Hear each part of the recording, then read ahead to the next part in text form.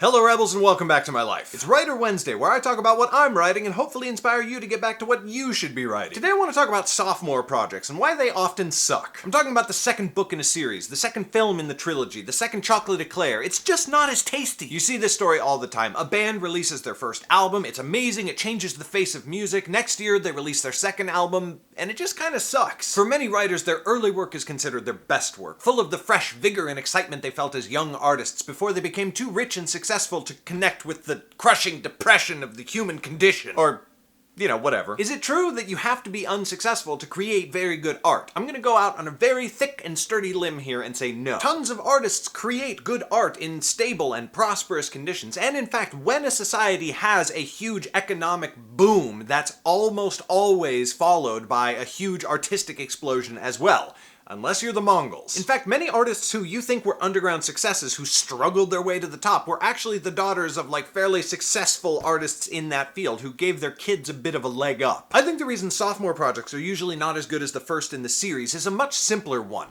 It's the time spent on their creation. In the case of the band, they've spent 10 years writing and rehearsing their songs, waiting for their big break, playing the bars and the cafes around town. Then they become big successes and the record label wants to put out their second album in 1 year. But more importantly, in that year, they also have to tour and do promotions, and they probably want to spend some time with their families. So they actually try to bang out their second album in the course of a month or two, and it's just probably not gonna be that good. Now, this doesn't mean that producing quickly makes your art bad. Please don't buy into the cult-like belief some people have that a book can't be good unless the author took a decade to write it. There's an old saying that if a writer took 10 years to write a book, they were drunk for 9.5 of those years. However, if the way that you work is such that you can only work for an hour a day, and on that schedule you produce a book over the course of 5 years, and then you still only work an hour a day for a year after that, the book that you create in that year is just not going to be as good. Now, I've been asked before, or just straight up insulted with the idea that if I'm producing my books so quickly, am I worried that they're not going to be very good quality? The first and simplest answer is no, especially not anymore. Now I have an amazing writing partner and coach, Sean Platt, and fantastic beta readers and an actual paid copy editor, where before I was my own copy editor. If anything, I know that the Underrealm books that I'm putting out now and in the future are much better than the first ones that I put out. But here's my second answer to that question. Yes, I will very shortly be putting out the 6th book in the world of Underrealm. But actually,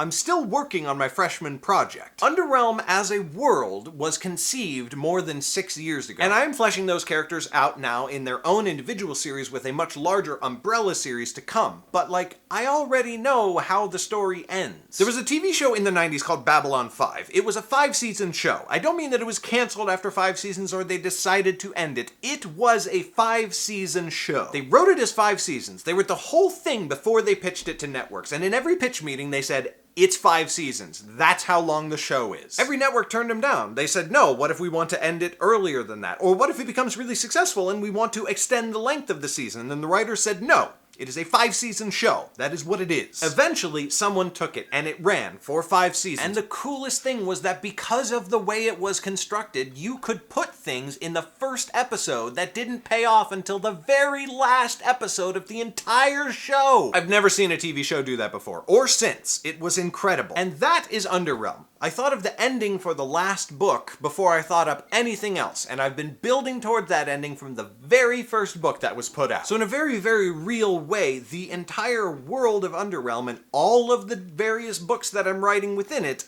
are my freshman project. I don't know. I don't even feel like that came out as advice.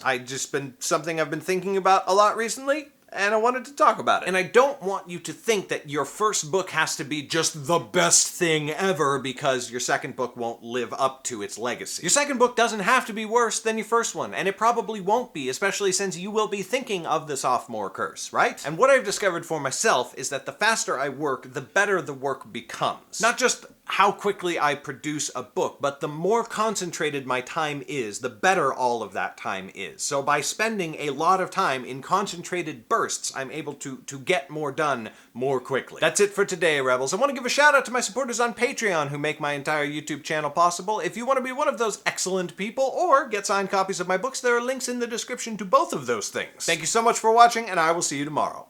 Bye! I think the reason sophomore projects are usually not as good as the first and the... I think the reason...